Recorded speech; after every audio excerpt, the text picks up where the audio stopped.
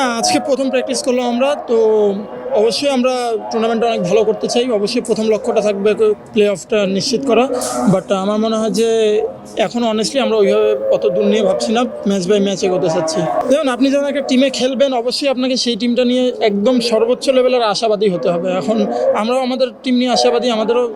আমার কাছে মনে হয় যে যথেষ্ট ভালো টিম আছে। যদি আমাদের পোটেনশিয়ালে খেলতে পারি আমরা যে কোনো দিন যে কোনো টিমকে হারাতে পারি। আর টি-20 এমন একটা খেলা যেখানে আপনি কখনো পেন অ্যান্ড পেপার আপনি টিম করে রেজাল্ট বের করতে পারবেন না। তো মাঠেরটাই আসলে মেইন ফ্যাক্টর।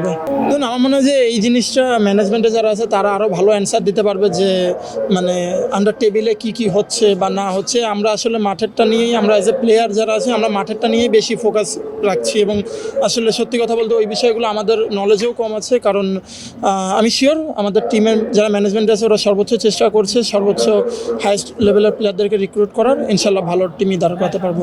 আমি যদি পার্সোনালি চিন্তা করি তাহলে অবশ্যই 5 নম্বর জায়গাটা আমি মনে করি যে আমার জন্য খুব ভালো হবে। 4 নম্বর বা 5 নম্বর এর নিচে না।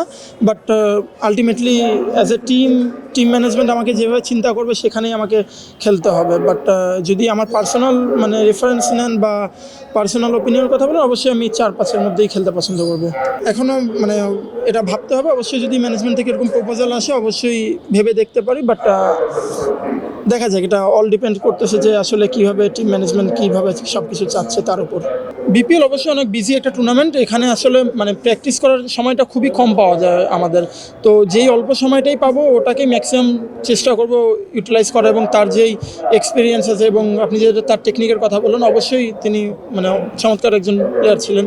তো তার এক্সপিরিয়েন্সগুলো নেওয়ার এবং তিনি যেই সাজেশনগুলো দিবে সেগুলো অবশ্যই নিজের মধ্যে আনার চেষ্টা করব। এরকমই হয় আসলে, কারণ টুর্নামেন্টটা এত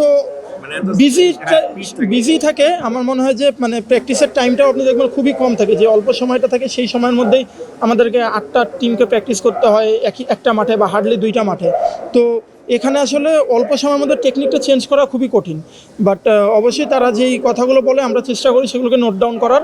এবং যখন অফ সিজন থাকে বা যদি সামান্য কিছু থাকে যে হ্যাঁ ইনস্ট্যান্ট চেঞ্জ করা যাবে, তখন আমরা চেষ্টা করি চেঞ্জ করার। বাট যদি মনে হয় যে না, এটা এখন আমার জন্য চেঞ্জ করাটা কঠিন হচ্ছে, ওটাকে আমরা নোট ডাউন করে রাখি, চেষ্টা করি পরবর্তীতে কাজ করার এবং হোয়াটসঅ্যাপে যোগাযোগ করার।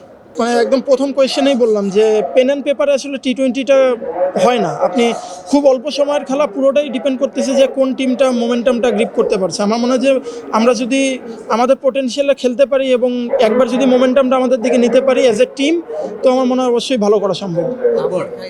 হ্যাঁ, স্পেশালি আমি এই যে লাস্ট এইচপি ক্যাম্প যেটা ছিল এখানে আমি হোয়াইট বলে ফোকাস করেছিলাম। তো রাজিন ভাইয়ের সাথে সেখানে কাজ হয়েছিল।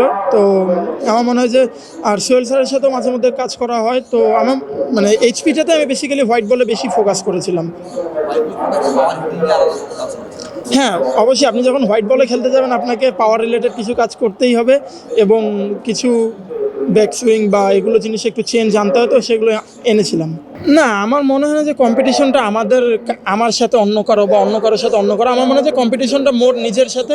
আমি যদি ভালো করতে পারি ইনশাল্লাহ যে কোনো জায়গায় আমাকে সুযোগ দিলে যদি ভালো করতে পারি অবশ্যই আমার সুযোগ আসবে।